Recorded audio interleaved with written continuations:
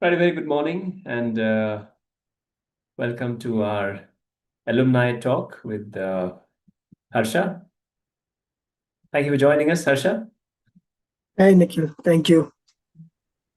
Right. So somewhere I think we've had a bit of a discussion with you. I think a year back.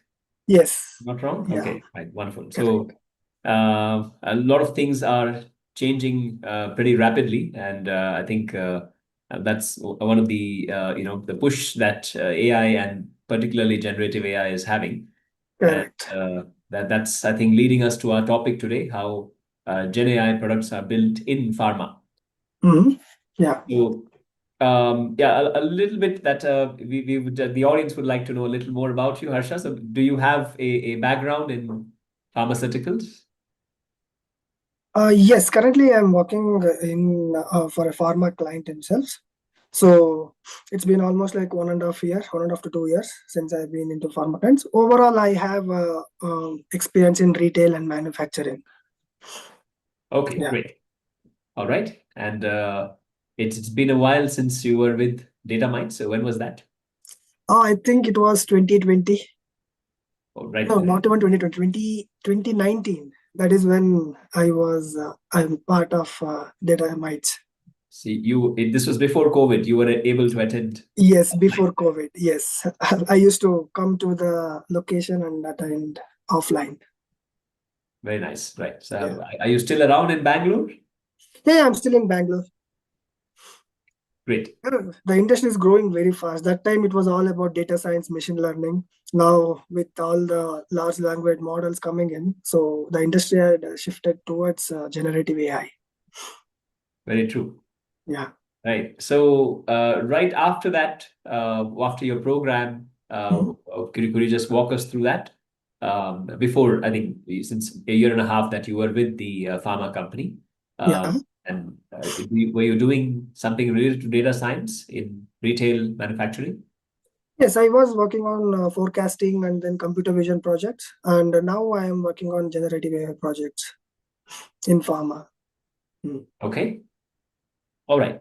So we'd start with a little bit on what your of course we'll probably come to your role, but also the understanding of how it happens in pharmaceuticals, and Mhm. uh, somewhere there is a bit of that concern built around whether Gen AI is Useful sort of in pharma. accurate in some Okay. sense, right? We Yeah, talk yeah. about your and with a lot of the instruments and a lot of the models that are coming up Correct. from the top companies. So, Yes. what has been your take on that? Yeah. So, see, I will explain about pharma and then I will come to LLMs. Okay. So, pharma industry, the two things which run pharma industry are the researchers or the discoverers who come up with the medicine, and then the sales people who sell the medicine. Okay. These are the two aspects the entire pharma industry is standing on. Okay.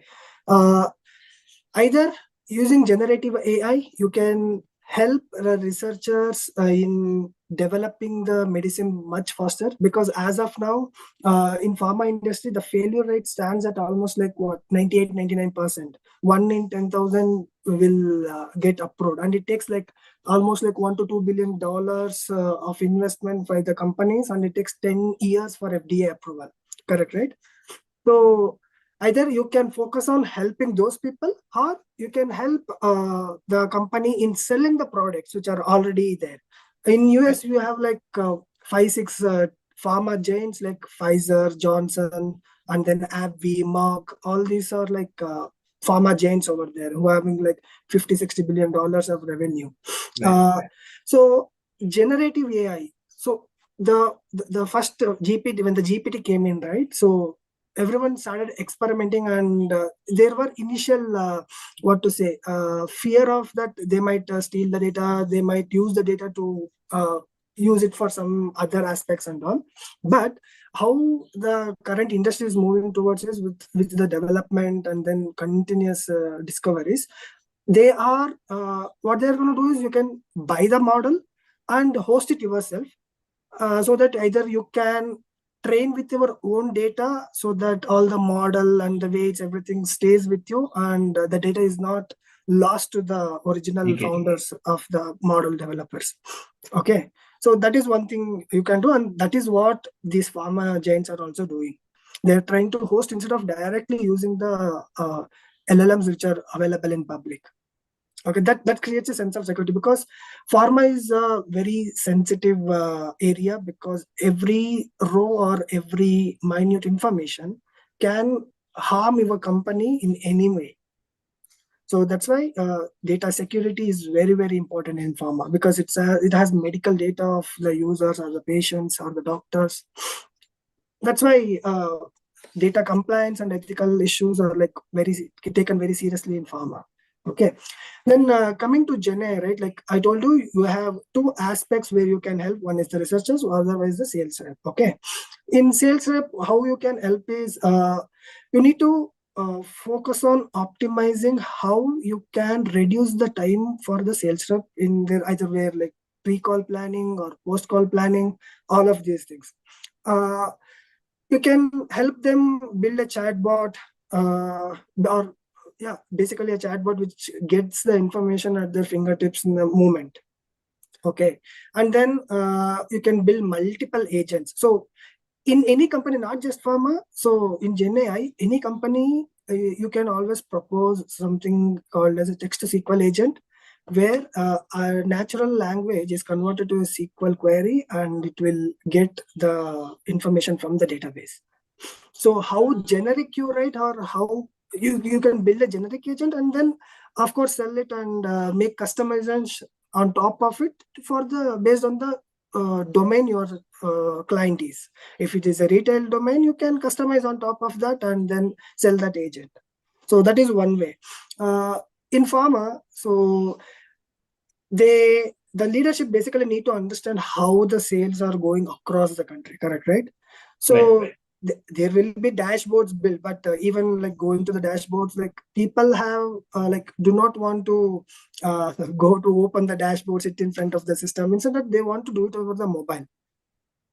So how you can do it is like build a chatbot, ask a query, and it will go and fetch the data from your dashboards, whether it's Tableau or Power BI, and show it on your mobile screen. So this is how it is. And then if they see, okay, let us assume it is US and there are 4 different regions. You will get to know, okay, in one particular region, the sales are low.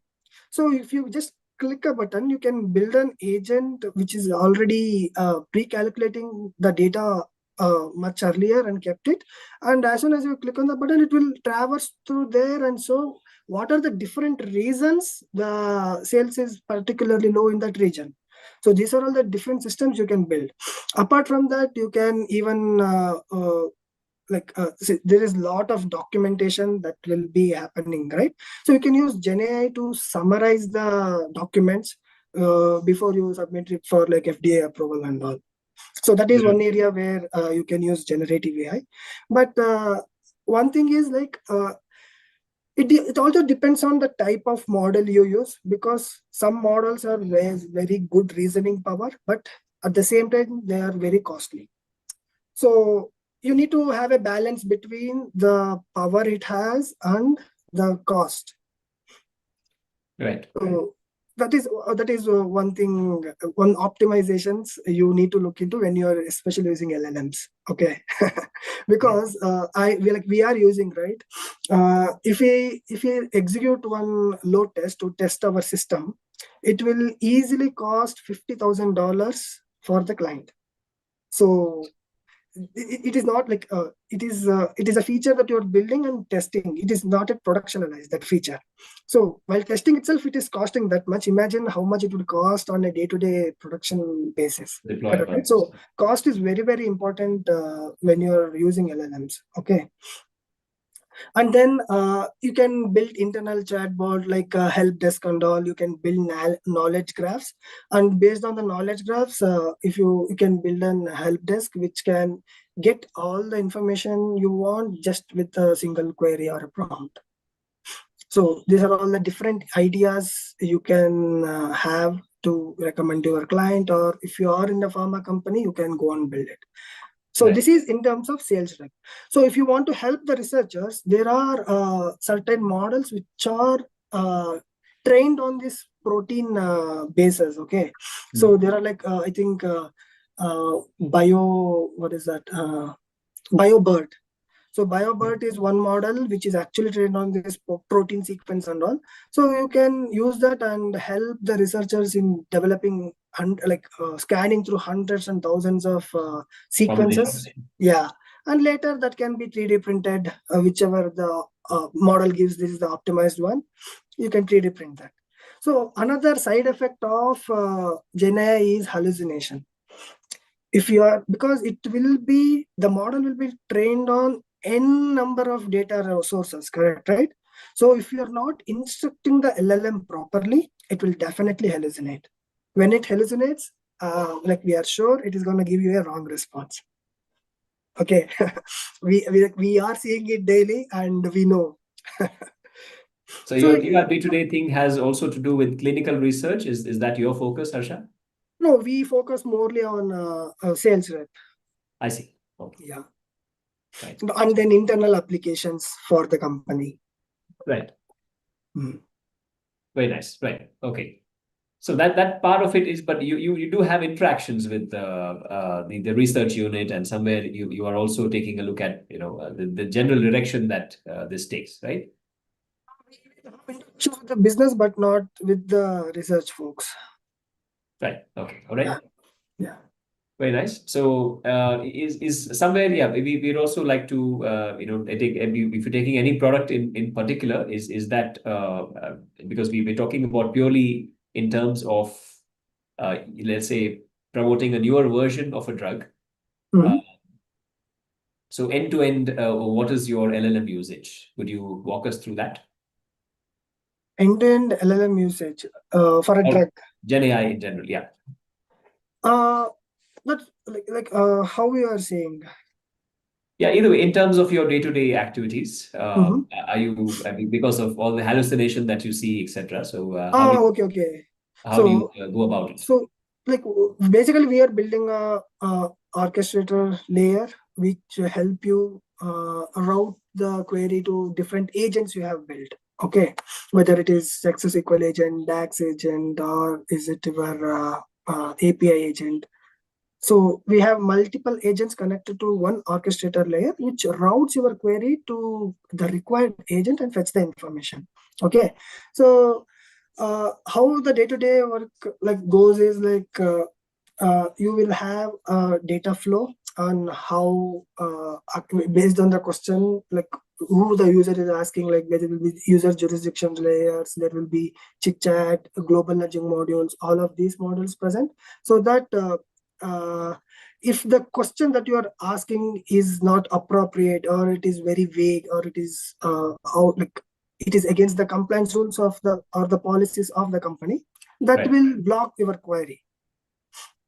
Okay, else it will route to the required system and process the information by hitting multiple data sources, fetches the information and summarizes the response, and sends you back in front to the chat, whether it is a chart, or it is a table, or it is a summarized text. So that is how we are showcasing the data. Right. Okay. Yeah. That's something that's it's really changed leaps and bounds, right? When you talk about how it used to be done in the traditional way. Yes. And you are now generating insights at a lot faster rate. Exactly.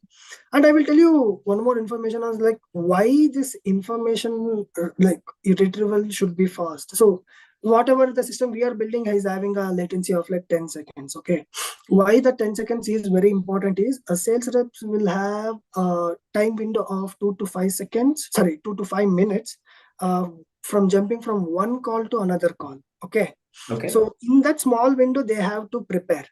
So they need to get the information about the HCP or the institution where they are going and trying to sell the product, or if they want to know about the product information, then like we have like we will be having document agent, which I told you, right? You can build a document agent, so you will get the response from there quickly, so that you can scroll through, okay, what is about the product, and then explain it to the HCP. So that is how it is. That's why latency is very important for the reps. Very interesting. All right. Are you also able to analyze competition from a sales perspective? And Yes, we do that. Yeah. any So help coming from? Yeah. how the HCP is recommending our company products against the competitor products and all.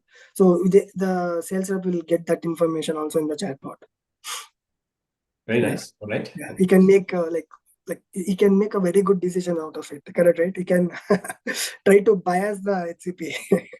Okay. Right. Okay. So that's we're looking at what more of targeting distributions here, or there is a bit of marketing going to the end customer as well when we speak of. Yeah, it is both. We are targeting even the end customers also. Because end customers will be your organizations which will be selling the drugs, right? Basically, so Right. we are focusing on both individual HCPs and also institutions or organizations. All right. Right. So great to see that. I think somewhere the expectations from their end also increases when you are able to deliver things more rapidly, or at any rate the kind of interactions that do happen there, right? Yeah. So yeah, great to hear from you, Harsha. I think we have. Okay, so there's one question coming through. Is a pharma degree required to enter this space? No, pharma degree is not required to enter this space, but it is good to have pharma domain knowledge that will definitely help you think through and provide solution to your customer. Which once you're as part of that role, and once you're into the thick of things, you can gain that understanding. Yes. Right. Okay. Right.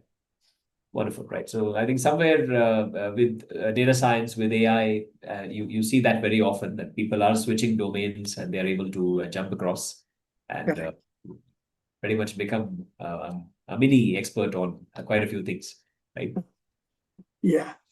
Okay. So yeah, on that note, I think we've got a lot of tips going through. And thanks for your time today, Harsha. Thank you, Nikhil. Yeah, wish you all the very best for all endeavors. Thank you so much. Yeah. Bye bye. Have a good day. Bye bye. You too.